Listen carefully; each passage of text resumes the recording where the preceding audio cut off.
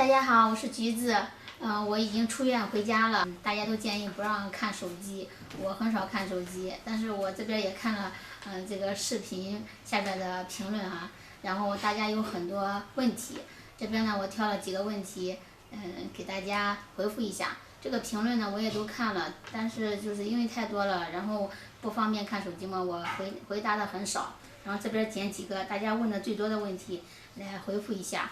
就是第一个问题呢，朋友们说那个就是刚生完的宝宝，然后为什么要给他喂水？然后说那个不建议喂水，只要喝那个奶粉和母乳就可以了。这个问题其实大家不说我也不知道。然后我这边呢这2天也在网上查了查，确实是那个就是不能给宝宝多喝水，要少喝水。我也是听这个老一辈的这个建议，然后我们这边就是给那个喂水的，像我妈还有我婆婆，他们都给孩子喂水了。这个建议，我已经收到了，谢谢大家。然后以后呢，就会给宝宝少喝点水，或者是让他吃母乳，或者是奶粉。第二个问题呢，就是产后几天下床，有网友说6天了，6天才下床。然后8天什么才下床的？我这边呢是，因为我是剖腹产嘛，我是第2天就下床了。第2天的话就是这边就是拔过那个导尿管，然后之后医生就叫下来活动活动，然后我这边就下床了。这个下床的问题呢，我觉得还是根据自己的这个个人身体的素质、个人的身体情况而论吧。我这边的话是。我觉得我还可以，然后我想努力的把自己就是恢复好嘛，然后，你说这个剖腹产它疼不疼呢？当然肯定很疼，但是为了要身体慢慢的恢复好，然后我也坚持下床了，我感觉到我这个体质还可以。剖腹产，第1天呢，这个2个腿啊都是麻的，没有一点自觉，然后。我们家人，我妈、我姐、我婆婆还有我老公，他们就是按医生的吩咐嘛，然后给我按摩、捶腿，再加上医院的这个理疗，然后这个腿慢慢的恢复了这个知觉。到第2天的时候，就是拔完导尿管，这边医生也建议就是下床活动活动，然后我也其实很疼。真的很疼，但是我想的就是能下来活动活动，然后这样的话对自己的身体恢复好，还可以去照顾宝宝嘛。我这边用的也是那个美容线，因为当时做这个手术的时候需要强制去签一个协议嘛，就签字。当时我们用的也是这个美容线，但是这个医生说的就是我现在是2胎嘛，然后那个就是外边的一层，它需要拆线。这个外边的一层拆线的话，它也利于这个刀口长得这个平整呀好。具体其实我也不太清楚，但是我确实用的这个美容线，里面缝的就不用拆了，就是外边这个一层需要给拆线的。就是第4个问题呢，就是为什么公公没有出现？这是我爸哈，他其实也来了，他在医院呢，但是这个医院的男士，就是进这个病房里面不是太方便，所以他很少就是在这个镜头里面。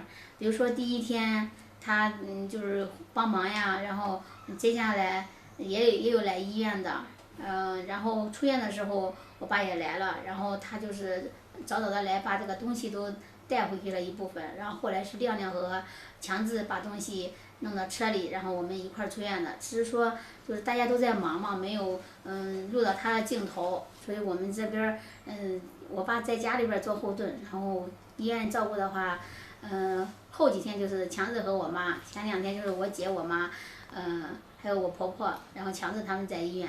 对，然后这个问题我来多说2句啊，就是咋回事呢？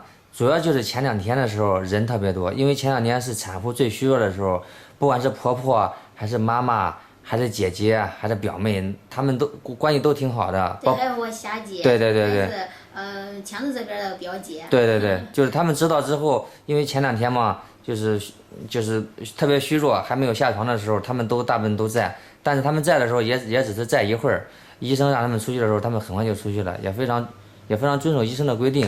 2天之后的话，人我们都让他回去了，基本上都是我和妈，就是我妈妈，就是你婆婆，然后我俩轮着着来，然后就慢慢的就等着出院。就是剖腹产疼不疼？然后为何不顺产？这边我说一下，剖腹产疼不疼？那肯定是疼的呀。但是这个顺产它也会疼。顺产的话就是你前期就这个疼嘛，宫缩什么也很疼。那剖腹产的话就是你那个是不是生完宝宝出生之后的疼，都会这个疼的。反正这个生孩子嘛，每个女人都要经历的。为什么我这边不顺产呢？这边我说一下，因为我们老大当时是剖腹产，然后我们这边就是一胎剖的话，医生的建议2胎也剖。下一个问题就是这个病房，就病房的就是单间的问题嘛，就是生宝宝之前提前20天这边强制都已经订那个单间了，但是就是生宝宝的时候呢，就是生小孩的太多了。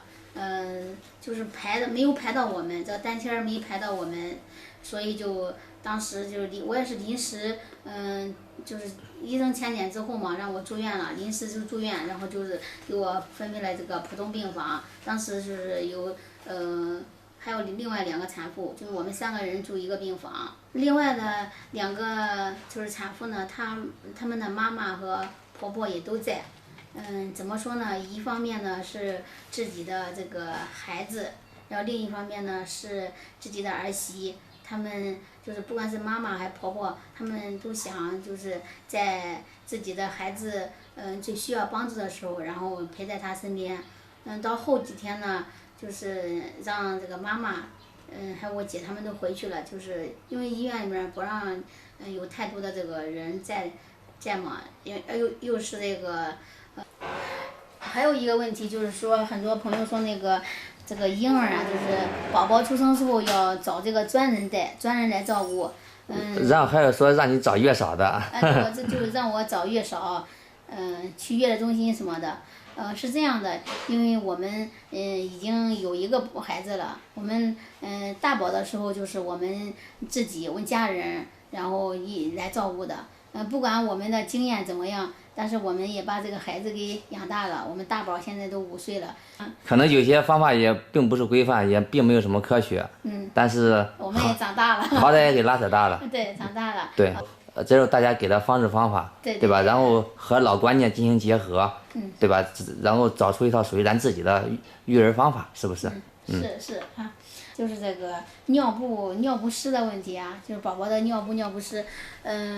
尿布的话我准备的有，这个尿不湿的话就是纸尿裤我们买的也有。我们是想的这个宝宝刚出生嘛，刚出生这个月子里，我们想的是还是给他用那个尿布，因为他的皮肤是吧，刚出生太嫩了。我们是这边儿，我们是这样想的。当然有很多地方都用那个尿不湿，现在科技也比较发达是吧？做的东西也都挺好的，也可以用这个纸尿裤。然后当然很多朋友都给我提意见，说这个洗尿布很累啊，然后大人休息不好。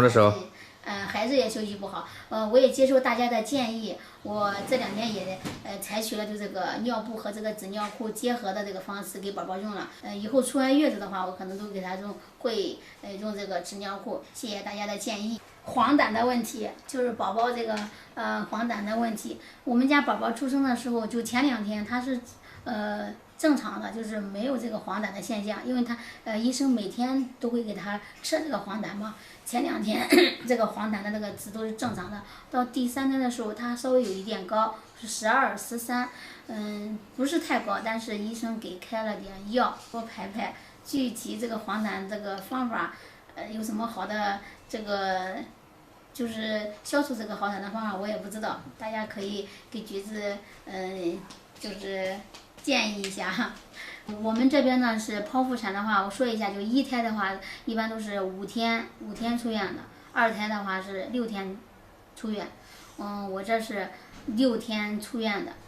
那个在医院里面，就是前4天的话，因为剖腹产嘛，他要去吊针输水，就是消炎，然后第5天又做那个理疗嘛，第6天拆完线，然后是出院的。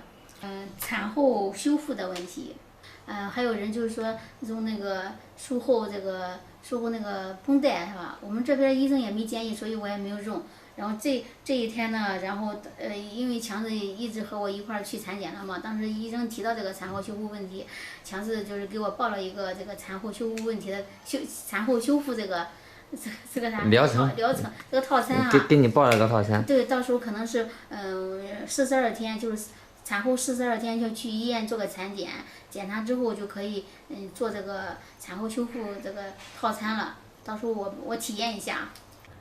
还有一个问题就是大家提到这个月子餐的问题，说我吃的就是在医院的时候吃的比较清淡嘛，因为刚生完宝宝，那个医生这边建议都要吃清淡一点，还是根据自己这个是剖腹产的问题，可能顺产的话，它就是也是吃清淡，但是可能吃的这个东西，这可能能吃的东西比这个剖腹产，要多一些。我这边就是前几天吃的比较清淡，后期的话就是可以吃点荤的，然后煲点汤什么的，这样有利于自己的身体恢复。另外就是可以这个有利于这个宝宝这个母乳的问题嘛。其实生大宝的时候，不是生二宝的时候，我也考虑到这个大宝的问题了。我在想，当时我也想把东西都给他准备好，衣服什么的都给他整理好，但是当时那个就是那个时间比较，就是我这个没想到那一天去产检就住院了，我好多东西都没有准备，都没给大宝准备，就住院了。其实，在医院的时候，妈，这是我给你画的画。我也有，我看到他走，就是晚上回家的时候，我也就哭了。后来又看到那个强子发了个视频，他在那个电梯里面哭，就是看一次就感觉到就是觉得很心疼他。好了，别哭了啊！反正我们得坚强，都2个孩子了，得坚强，好不好？其实大宝真的是长大了，在我生孩子这几天，而且懂事了很多，就是那个感觉的都是因为他一直和我一块儿就是和我们一块儿睡嘛，然后平常都是待在一块儿照顾的，没有离开我，就是感觉到突然之间他住进院了，然后他在家里面就觉得挺心疼的。